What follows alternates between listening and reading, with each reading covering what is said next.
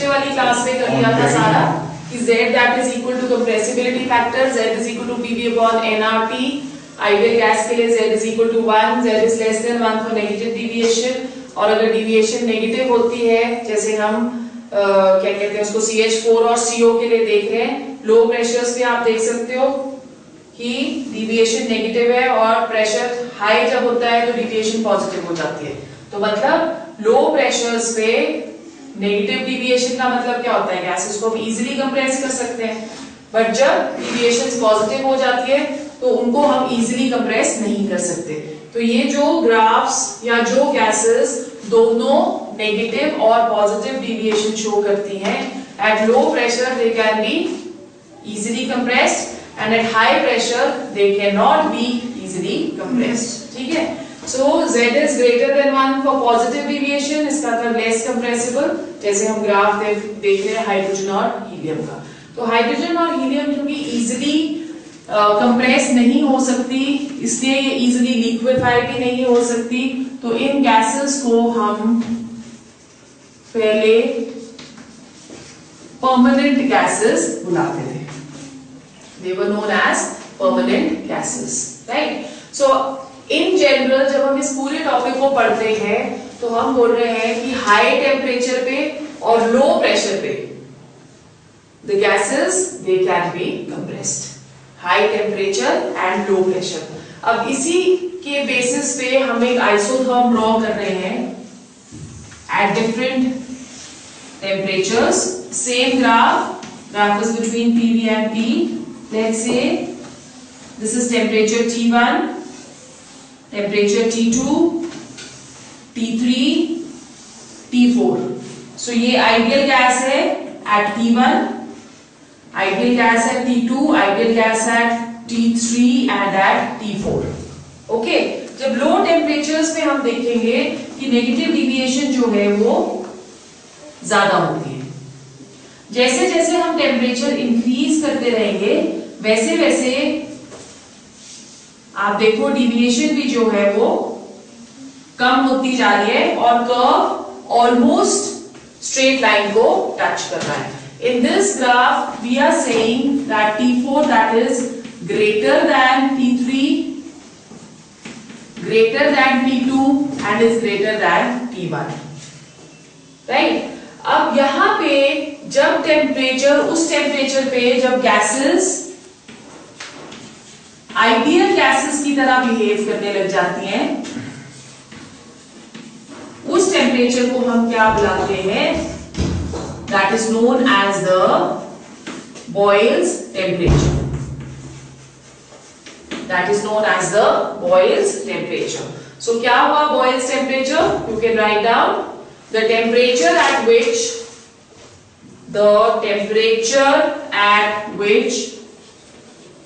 real gases start behaving as ideal gases. Real gases start behaving as ideal gases is called boil temperature or boil point. Is called Boyle's temperature or Boyle's point. अब ये जो boil temperature या boil point है ये different gases के लिए अलग अलग होता है। जैसे for example boil point for nitrogen that is equal to 59 degree centigrade, whereas यही बॉयल्स टेम्परेचर अगर हाइड्रोजन के लिए देखें that is equal to -165 degree centigrade. So हर एक गैस का अपना एक बॉयल टेम्परेचर या बॉयल पॉइंट है, right? Every gas has a different boil temperature. अब क्वेश्चन क्या आया कि हमें पता चल गया कि जो गैसेस हैं वो मोस्टली रियल है, और हमने ये भी बोला कि गैसेस जो है रियल गैसेस जो है वो आइडियल बिहेवियर से डिविएशंस शो करती हैं, और वो दो डिविएशंस हमने करी, positive deviation and negative deviation. Question now comes is कि गैसेस डिविएट करती ही क्यों है? Why do the gases deviate? अब ये क्वेश्चन साइंटिस्ट के दिमाग में फंस गया कि भाई पहले बॉयल्स लॉ ने चार्ल्स वगैरह इतने सारे साइंटिस्ट ने इतने सारे लॉज दे दिए, फिर उसके बाद वो बोल रहे हैं कि नहीं ये लॉज तो है ये हाइपोथेटिकल है, क्योंकि कोई भी गैस जो है वो आइडियल गैस की तरह बिहेव नहीं करती। ठीक है, सो क्वेश्चन अब क्या आया कि why gases show deviations. Question is why gases show deviation from ideal behavior. Show deviation from ideal behavior. ठीक है, अब इसको एक्सप्लेन करने के लिए एक साइंटिस्ट था वैन डर वाल्स, राइट। इस साइंटिस्ट ने क्या बोला कि kinetic molecular theory of gases दी गई थी, पढ़ी ना हमने, जिसने थ्योरेटिकल कॉन्सेप्ट एक्सप्लेन करा सारा का सारा about all the laws. Okay, so kinetic molecular theory of gases में दो पोस्टुलेट्स हमने पढ़े थे। एक पोस्टुलेट हमने पढ़ा था that the volume of the molecule of a gas is negligible as compared to the total volume। ये पढ़ा था एक हमने postulate की, और एग्जाम्पल भी मैंने दिया था कि अगर एक मॉलिक्यूल इस पूरे कमरे में गैस का इतना सा है, तो अगर हम इसकी वॉल्यूम कैलकुलेट करते हैं तो इसकी वॉल्यूम नेग्लिजिबल है as compare to the total volume of the room. So यही kinetic molecular theory of gases ने कहा कि जो वॉल्यूम है एक मॉलिक्यूल की, that is negligible as compare to the total volume of the gas. और second, the forces of attraction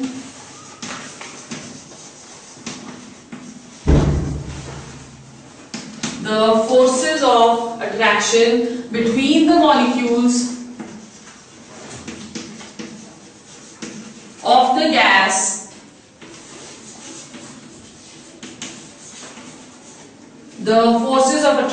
between molecules of the gas is again negligible। कि जो दो मॉलिक्यूल्स हैं वो मॉलिक्यूल्स इतने ज्यादा क्यों स्प्रेड होते हैं गैसेस के, क्योंकि उनके बीच में फोर्सेस ऑफ अट्रैक्शन नहीं है। ठीक है, सो ये दो जो अजम्पशंस थे kinetic molecular theory of gases के अकॉर्डिंगली, वैन डर वाल्स ने क्या बोला कि ये दोनों के दोनों अजम्पशंस जो है they are wrong, right. First पे आओ फिर से कि volume of the molecule of a gas is negligible. अगर इसकी वॉल्यूम एक मॉलिक्यूल की नेग्लिजिबल होती तो जो गैसेस हैं वो इजीली जीरो वॉल्यूम पे आ सकते थे, क्योंकि जब हम सारे मॉलिक्यूल्स को इकट्ठे करके उनको कंप्रेस करेंगे तो हम इतना कंप्रेस करते हैं, अगर मॉलिक्यूल की वॉल्यूम ही कुछ नहीं है तो हम उसे जीरो वॉल्यूम पे कंप्रेस कर सकते हैं इजीली, पर ऐसा तो नहीं होता ना। Gases will always occupy some volume. ठीक है, तो उसने बोला कि अगर इसकी नेग्लिजिबल वॉल्यूम होती तो वो इजीली कंप्रेस हो सकती थी।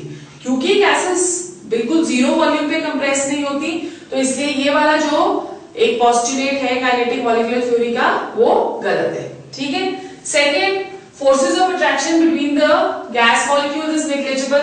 अगेन, अगर गैस मॉलिक्यूल के बीच में फोर्सेस ऑफ अट्रैक्शन नेग्लिजिबल होते तो गैसेस कभी भी लिक्विफाई नहीं होती, क्योंकि लिक्विफिकेशन तभी हो सकती है अगर मॉलिक्यूल्स एक दूसरे को अट्रैक्ट करें, forces of attraction between the molecules increase हो जाए। अगर forces of attraction gas molecules में इंक्रीज हो जाएंगे तो वो किस में कन्वर्ट हो जाएगा, it will be converted into the liquid state. ठीक है ना, जब हम वेपर का टेम्परेचर कम करते हैं तो वो लिक्विड स्टेट में कन्वर्ट हो जाता है। सो ये दोनों assumptions के लिए उसने correction terms they the ideal gas behaviour में। सो क्या थी वो correction terms? The first correction which he gave was correction due to volume. The first correction which he gave was correction due to volume. He said कि अगर हम total volume ले रहे हैं किसी भी एक गैस की, तो उस total volume में से हम थोड़ी सी volume जो वो molecule occupy करता है उसको माइनस कर सकते हैं, right? So he said कि V corrected जो है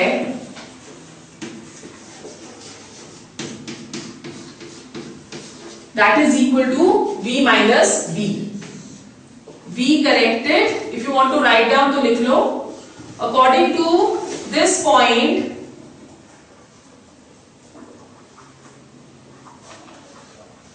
the volume occupied by molecules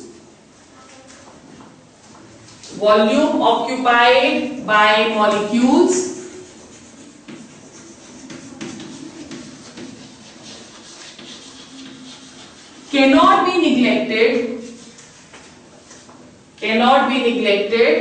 as compared to the total volume. Cannot be neglected as compared to the total volume.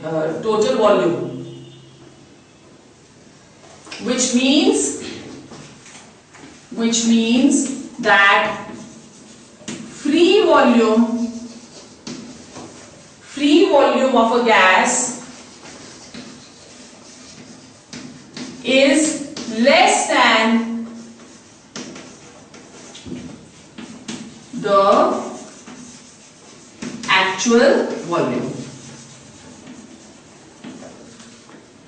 Free volume of a gas is less than the actual volume. क्या मतलब हुआ इसका कि अगर gases जो हैं वो freely, gases के जो मॉलिक्यूल्स हैं वो फ्रीली मूव कर रहे हैं एक पोर्शन से सेकेंड पोर्शन पे, बिल्कुल फ्री मूवमेंट वो होती अगर कोई और मॉलिक्यूल प्रेजेंट ही ना होता। अगर हम किसी भी एक मॉलिक्यूल की वॉल्यूम को नेग्लिजिबल ले रहे हैं तो फ्री वॉल्यूम वो होती अगर कोई और मॉलिक्यूल ना होता, पर उस मॉलिक्यूल की कुछ एग्जिस्टेंस है। तो अगर कोई मॉलिक्यूल मूव कर रहा है तो वो इस एरिया में मूव नहीं ना कर सकता क्योंकि इसमें तो ऑलरेडी कोई बैठा हुआ, वो इसके इर्द गिर्द चारों तरफ मूव कर सकता है। तो उसने बी करेक्टेड दे दिया कि एक्चुअल वॉल्यूम माइनस बी, जहां पे बी क्या है, B that is the covolume, where B that is the correction term which is known as covolume। और B क्या है, आगे लिखो, B is not equal to actual volume of the molecules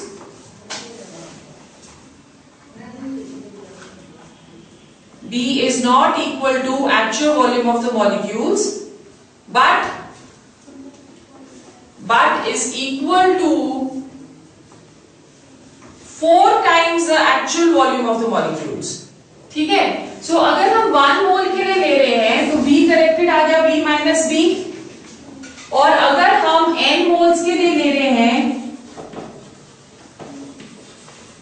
तो B करेक्टेड क्या आ जाएगा, B माइनस NP। ठीक है, और हम क्या बोल रहे हैं कि ये जो को वॉल्यूम है that is equal to what,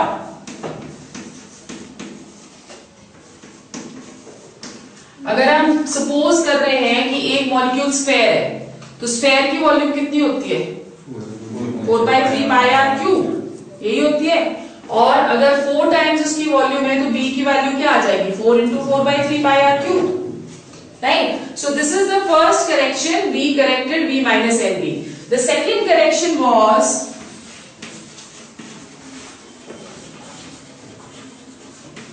correction due to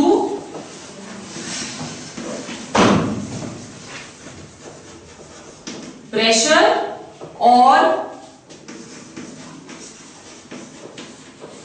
forces of attraction, right?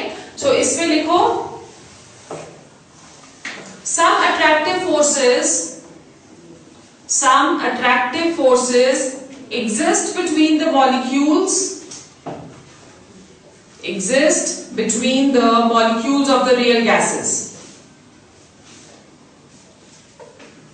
कैसे पता चलता है ये कि अगर सपोज हमने एक कंटेनर ले लिया, उसमें एक मॉलिक्यूल ले लिया जो कि सेंटर में है, ठीक है, ये जो मॉलिक्यूल है इसे बाकी सारे मॉलिक्यूल्स अट्रैक्ट करेंगे जो इसकी साइड में, राइट। अब अगर एक molecule wall of the container को टच कर रहा है तो यहाँ पे बाहर की तरफ तो कोई फोर्सेस ऑफ अट्रैक्शन नहीं है, फोर्सेस ऑफ अट्रैक्शन कहाँ है, they all are inside, right. अब जितनी जोर से एक मॉलिक्यूल दीवार के ऊपर बजना चाहिए उतनी जोर से वो उतने प्रेशर के साथ नहीं बजता, क्यों, क्योंकि जो अंदर वाले मॉलिक्यूल्स हैं उसको खींच लेते हैं, राइट। अब जैसे आप एक एग्जांपल ले लो कि एक आप बॉल लेते हो विच इज फ्री, आप मतलब अपने हाथ से छोड़ा दीवार पे फुल फोर्स के साथ, तो क्या होगा, उसके ऊपर हम जो प्रेशर अप्लाई कर रहे हैं वो सारा का सारा प्रेशर उस बॉल के ऊपर आ जाएगा। फिर एक वो रबर वाले बॉल आते हैं पानी वाले, है ना, सो उसको जब आप दीवार के ऊपर मारते हो तो क्या हो रहा है, वो इलास्टिक उसको वापस खींच ले रहा है, तो प्रेशर उस बॉल का जो है वो उस बॉल पे कम हो जाएगा।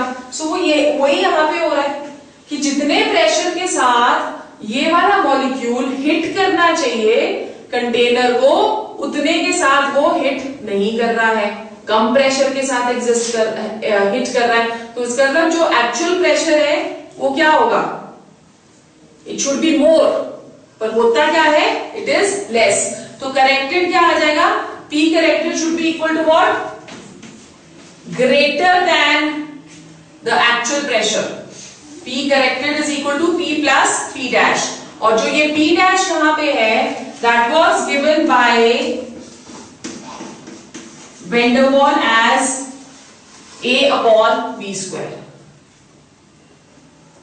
ठीक है, A upon V square. So P corrected क्या आ गया फिर, P plus A upon B square, ठीक है, दिस इज फॉर 1 मोल, और n मोल्स के लिए क्या आ जाएगा, P plus A n square upon B square. P corrected is equal to P plus A n square upon B square. अब यहाँ पे दो कॉन्स्टेंट्स हम देख रहे हैं, एक कॉन्स्टेंट हमने लिया B, यहाँ पे भी, राइट, सो जो B है वो क्या सिग्निफाई कर रहा है, B यहां पे सिग्निफाई करता है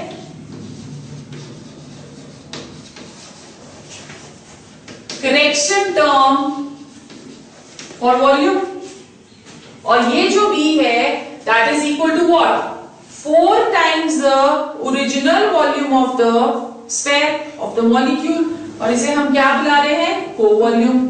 उसी तरह से यहां पे हम ले रहे हैं A क्या हुआ, A is going to signify what, A will signify forces of attraction, ठीक है, forces of attraction।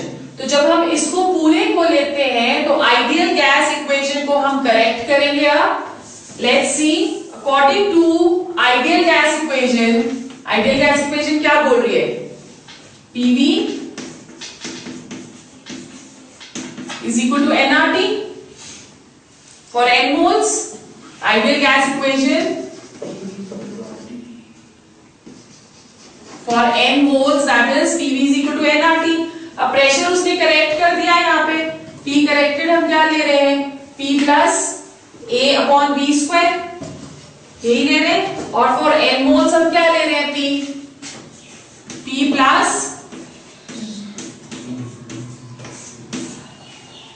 A square upon B square, right, और B क्या ले रहे हैं, B माइनस B, और n मोल्स के लिए क्या ले रहे हैं, B माइनस NB, तो यहाँ पे हम B की वैल्यू डाल देंगे, that is equal to nRT।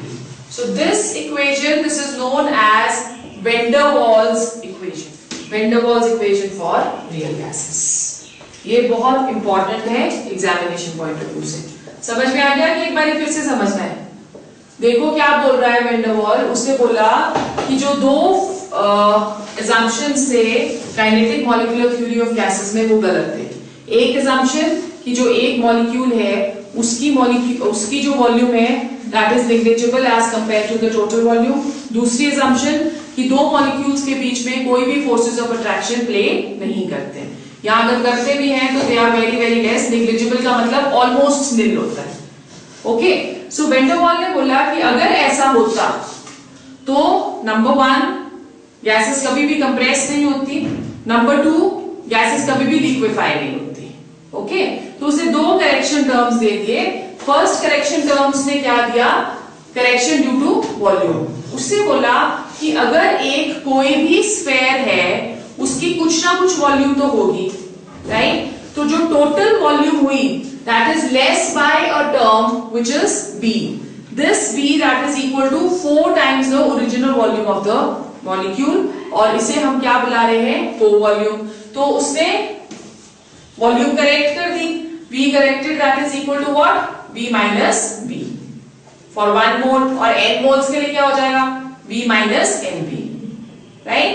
उसी तरह से उसने करेक्शन ड्यू टू प्रेशर और फोर्सेस ऑफ अट्रैक्शन दी। उससे बोला कि कोई भी एक एक्चुअल अगर हम प्रेशर लेते हैं तो वो प्रेशर जो है हमें लेस ऑब्जर्व हो रहा है, बिकॉज जो आउटर मॉलिक्यूल्स हैं वो अंदर की तरफ को बाकी मॉलिक्यूल उसको खींच रहे हैं। सो इसलिए जो ओरिजिनल प्रेशर होना चाहिए वो ज्यादा होना चाहिए then the observed pressure.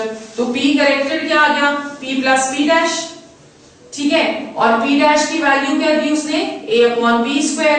So P corrected आ गया P प्लस AB स्क्वायर। अब हमने करेक्टेड टर्म्स को आइडियल गैस इक्वेशन में सब्स्टिट्यूट कर दिया।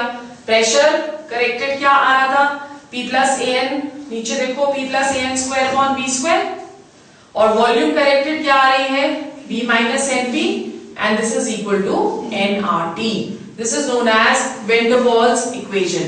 अब नेक्स्ट जो टॉपिक इसमें आता है that is practical significance of van der Waals constants A and B. Practical significance of van der Waals constant A and B. So you can write down the constant A measures the forces of attraction, between the molecules of a gas,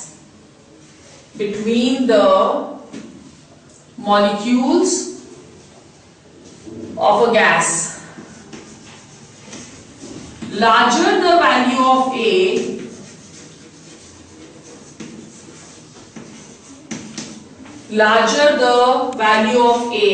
more are the forces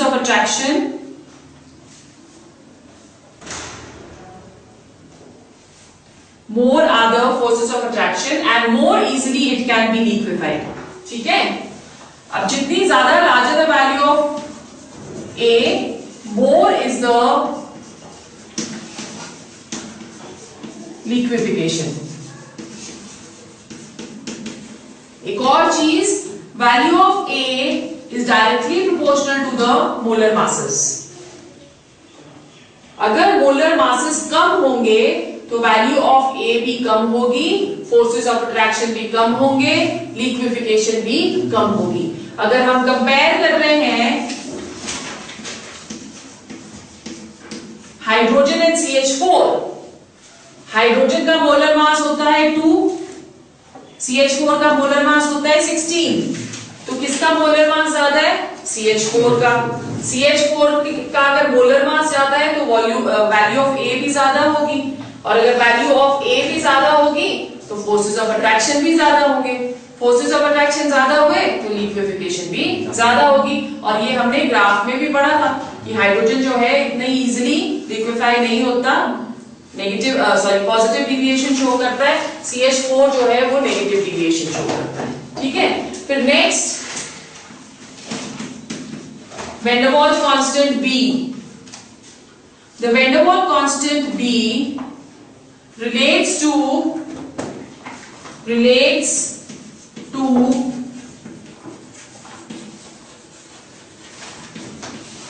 incompressible volume, relates to incompressible volume and measures the effective size of the gas molecules, effective size of the gas molecule, ठीक है। सो हमें पता चल गया कि A क्या है, हमें पता चल गया B क्या है, तो अब हम डिराइव करते हैं units of A। Very important 1 marks का question, okay. So units of A कैसे करेंगे, हमने एक फॉर्मूला दिया P is equal two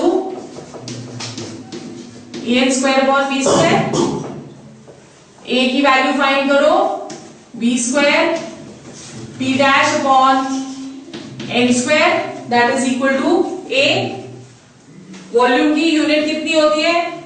litre square, ठीक है। प्रेशर की यूनिट क्या होती है? एटमॉस्फेयर। सो यहां आ गया एटमॉस्फेयर लीटर स्क्वायर पर mole square, that is the unit of A, unit of A. उसी तरह से बी की यूनिट्स भी हम कैलकुलेट कर सकते हैं। Units of b, b is equal to n b. So b क्या आ जाएगा? B upon n is equal to b. B की यूनिट होती है लीटर्स,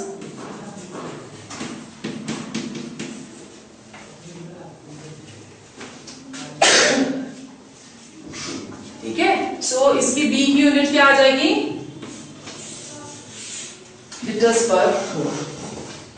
ओके, अब यहां पे 1 मार्क का क्वेश्चन ये आ गया, 1 मार्क का क्वेश्चन ये आ गया। What is the practical significance of van डर Waals constant a and b? 1 mark का क्वेश्चन ये आ गया। गिव द वैन डर Waals equation for real gases.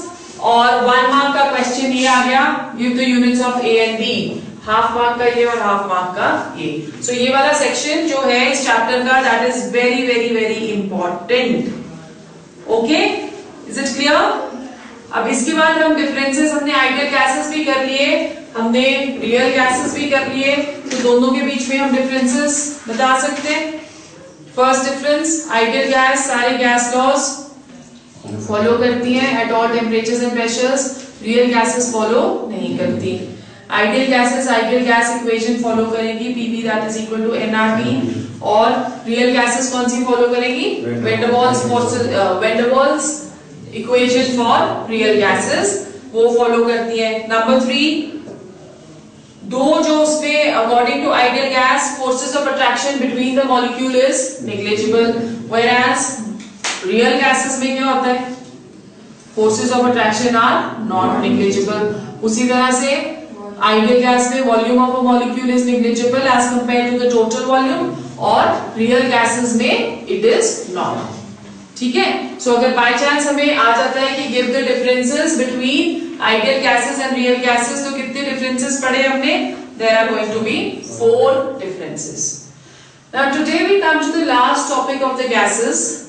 फिर इसके बाद हमने कल लिक्विड स्टेज शुरू करना है। सो लास्ट टॉपिक जो गैसेस का है, that is liquefaction of gases and the critical phenomena. Liquefaction of gases and the critical phenomena. Liquefaction क्या होती है गैसेस की? कि किसी भी गैस को गैसियस स्टेट से लिक्विड स्टेट में कन्वर्ट करना, वो लिक्विफिकेशन हो गई। लिक्विफिकेशन ऑफ गैसेस दो चीजों से लाई जा सकती है। नंबर 1, अगर हम टेम्परेचर डिक्रीज कर रहे हैं, जब टेम्परेचर हम डिक्रीज करेंगे, लो टेम्परेचर पे आते हैं, तो काइनेटिक एनर्जी जो मॉलिक्यूल्स की है वो कम हो जाती है। अगर काइनेटिक एनर्जी मॉलिक्यूल्स की कम होगी तो वो एक दूसरे के पास आने लग जाएंगे। क्यों?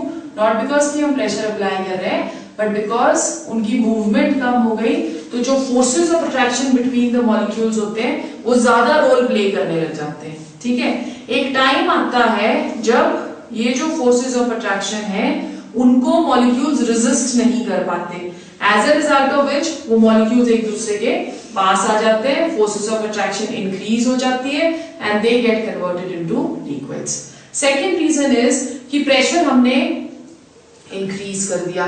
जब प्रेशर हम किसी भी गैस मॉलिक्यूल्स के ऊपर इंक्रीज करेंगे तो automatically they will come closer to each other, तो वो जब एक दूसरे के पास आ जाएंगे तो क्या होगा? फिर से फोर्सेस ऑफ अट्रैक्शन मॉलिक्यूल्स के बीच में डेवलप हो जाएंगे and they get converted into liquids. अब ये जो फिनोमेनन था ये हेवियर गैसेस के लिए, उन गैसेस के लिए जिनका मोलर मास ज्यादा था, उनके लिए सबसे पहले ट्राई किया गया, क्योंकि ऑलरेडी हमने अभी पढ़ा कि अगर मोलर मासेस ज्यादा होते हैं तो फोर्सेस ऑफ अट्रैक्शन भी उनके बीच में ज्यादा होते हैं, तो फोर्सेस ऑफ अट्रैक्शन ज्यादा होंगे तो लिक्विफिकेशन भी इजी हो जाएगी, ठीक है। सो एक साइंटिस्ट था by the name of Andrews, by the name of Andrews, पूरा नाम था उसका थॉमस एंड्रयूज। उसने एक स्टडी करी लिक्विफिकेशन ऑफ अ गैस के अंदर। He tried to liquefy carbon dioxide. ठीक है, अब इसकी लिक्विफिकेशन के लिए उसने क्या किया कि different isotherms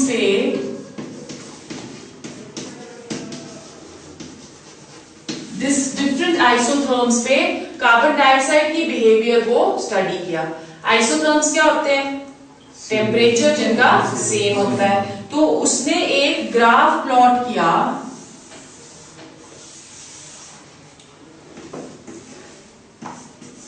between pressure and volume. Okay, जब उसने ग्राफ प्लॉट किया तो उसने देखा कि वो ग्राफ एक बहुत ही पिक्यूलियर सा बिहेवियर शो करता है।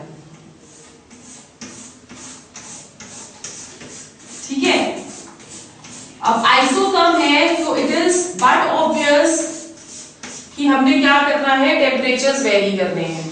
सबसे पहले उसने प्लॉट किया ग्राफ एट 50 डिग्री सेल्सियस। ठीक है, सो 50 डिग्री सेल्सियस पे उसने देखा कि जो प्रेशर वॉल्यूम कर्व था वो ऑलमोस्ट सेम था एज द बॉयल्स लॉ, क्योंकि बॉयल्स लॉ में बोलते हैं कि जैसे जैसे प्रेशर इंक्रीज होता है, डिक्रीज होता है, वैसे वैसे वॉल्यूम इंक्रीज हो रही है। तो यहाँ पे भी 50 डिग्री में हम यही देख रहे हैं कि जैसे जैसे प्रेशर डिक्रीज होता जा रहा है, गैस की वॉल्यूम जो है वो इंक्रीज होती जा रही है। तो at this particular temperature he said कि carbon dioxide only behaved as a gas. Carbon dioxide is only behaving as a gas. फिर उसने टेम्परेचर और कम किया, he plotted the graph at a temperature of 31.1 degree Celsius. तो 31.1 degree Celsius पे भी carbon dioxide was only behaving as a gas. ठीक है, फिर जब और टेम्परेचर उसने कम कर दिया,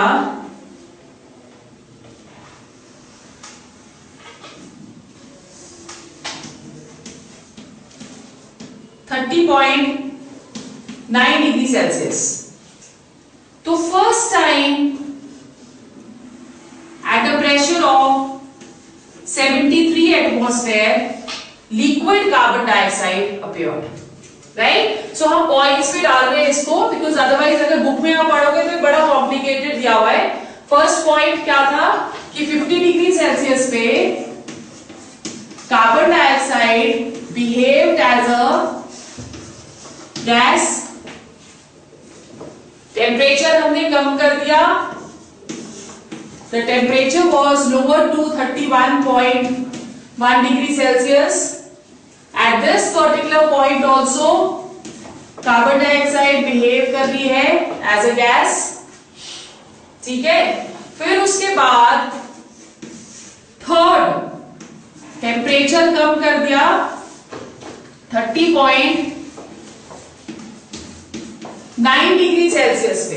अब 30.9 डिग्री सेल्सियस पे अगर आप ग्राफ देखो तो अगर प्रेशर लो है, लेस देन 73 एटमॉस्फेयर, तो it is appearing as a gas.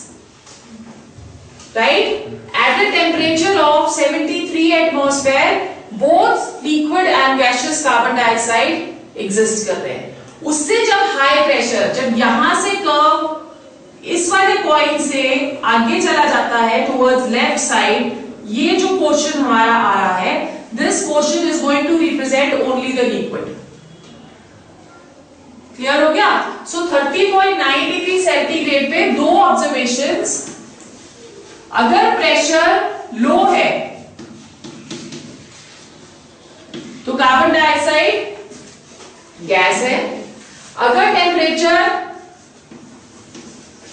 73 atmosphere है तो गैस प्लस लिक्विड है।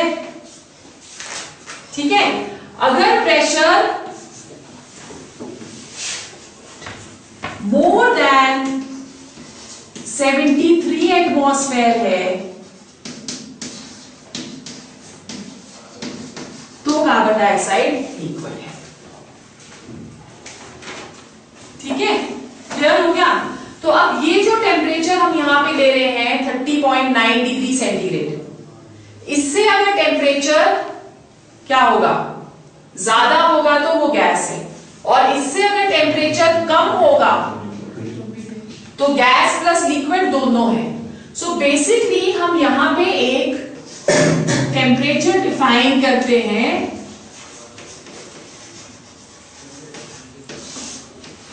which is known as critical temperature. क्या होता है critical temperature?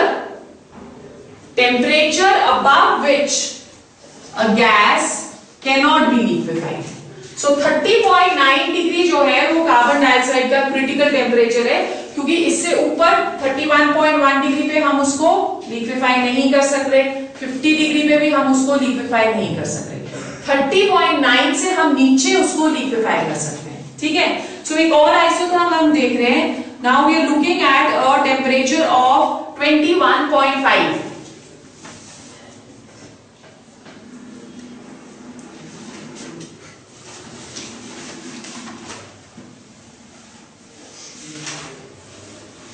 So 21.5 पे जब हम देखते हैं तो ग्राफ हमें ऐसा नजर आ रहा है।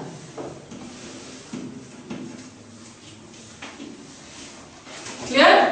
और 21.5 के बाद अगर और टेम्परेचर हम कम कर दें eight a temperature of 13.1 degree Celsius पे हमें ग्राफ इस तरह से नजर आ रहा है। ठीक है, अब क्या इससे हम ग्राफ में क्या देख सकते हैं, जैसे जैसे हम टेम्परेचर कम करते चले जा रहे हैं वैसे वैसे प्रेशर भी कम हो रहा है जिसपे गैस लिक्विड की तरह एग्जिस्ट कर रही है ना। और सेकेंडली ये जो बीच का डिस्टेंस है वो भी बढ़ता चला जा रहा है। तो ये जो शेडेड पोर्शन है पूरा का पूरा, ये शेडेड पोर्शन या ये जो कर्व हमने यहाँ ड्रॉ किया है, इस पूरे कर्व में गैसियस और लिक्विड स्टेट दोनों एग्जिस्ट करेंगे। इससे राइट हैंड साइड पे सिर्फ गैस, इससे लेफ्ट हैंड साइड पे सिर्फ लिक्विड। ठीक है, so depending upon this graph एक critical temperature which was defined, second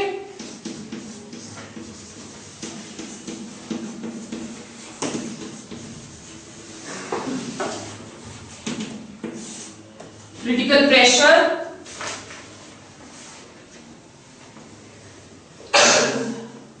critical pressure क्या हुआ, it is the pressure at critical temperature को TC की तरह आप डिनोट कर सकते हो।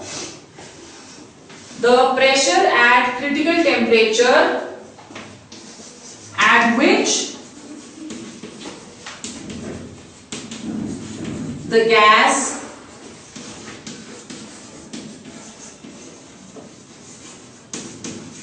can be liquefied, that is known as critical pressure.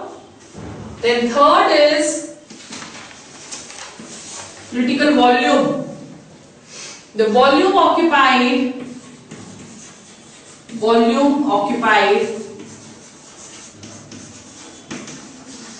by the gas at critical temperature and critical pressure. At critical temperature and critical pressure. ठीक है, अब इसको हम तीनों टर्म्स को वैन डर वाल कांस्टेंट A और B के साथ रिलेट कर सकते हैं। जैसे क्रिटिकल टेम्परेचर जो है TC, critical temperature that is equal to 8A upon 27 RB।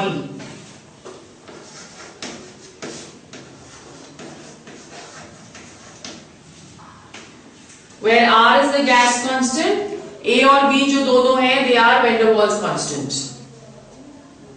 Clear? So critical temperature that is equal to 8A upon 27 RB.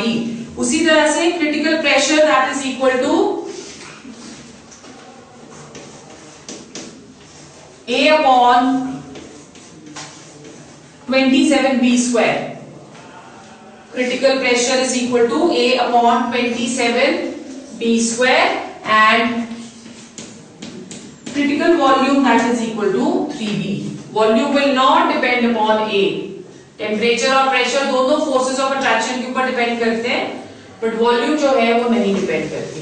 Okay, अब depending upon this critical temperature हम बोलते हैं कि ऑल दोज गैसेस जिनका critical temperature above room temperature होता है उनको हम इजीली लिक्विफाई कर सकते हैं. जैसे कार्बन डाइऑक्साइड का क्रिटिकल टेम्परेचर कितना है 30.9 और रूम टेम्परेचर हम कितना लेते हैं 25 डिग्री सेंटीग्रेड. सो इसका क्योंकि critical temperature above room temperature है इसलिए हम इसे इजीली लिक्विफाई कर सकते हैं. पर gases like hydrogen, helium, oxygen, nitrogen, इन सबके critical temperatures below room temperature होते हैं, तो उनको हम इजीली लिक्विफाई नहीं कर सकते. तो इन सारे गैसेस को हम क्या बुलाते हैं? They are known as permanent gases. ठीक है, क्लियर हो गया? हाइड्रोजन का जो क्रिटिकल टेम्परेचर है वो केल्विन में 33.2 है. केल्विन में 33.2 है, whereas इसका केल्विन में कितना होगा 273 प्लस 30.9, तो कितना हो गया 273 plus 30.9 that is equal to 303.9 kelvin. और रूम टेम्परेचर केल्विन में हम कितना लेते हैं 298. ओके, सो जिनका भी critical temperature above room temperature है उन गैसेस को इजीली हम लिक्विफाई कर सकते हैं. ओके, अब एक और चीज इस ग्राफ में हमने देखी है, that is known as continuity of state. Continuity of state का मतलब क्या हुआ कि जो गैसेस हैं वो लिक्विड में कन्वर्ट हो जाए, मतलब तीनों स्टेट्स आनी चाहिए, सिर्फ गैस की स्टेट, लिक्विड प्लस गैस की स्टेट और फिर लिक्विड की स्टेट. तो जब हम इसको देख रहे हैं, सिर्फ आप ये शेडेड पोर्शन देखो, तो मैंने ऐसे ऑलरेडी एक्सप्लेन कर दिया है कि इस शेडेड पोर्शन से जब हम लोग राइट साइड को ट्रेवल कर रहे हैं that is at a higher temperature, तो उसमें क्या हो रहा है only the gaseous state is existing. तो ये graph is intermediate, it is an intermediate to change the gaseous state into liquid state. इसलिए इस वाले ये जो यहाँ पे shaded portion है इसको हम क्या बुलाते हैं continuity of state, जो कि gases से liquid की तरफ को जा रहा है. एक intermediate state है जिसमें liquid और gases दोनों present है. Clear हो गया? So with this we finish the gases वाला portion today. We will start with liquids tomorrow.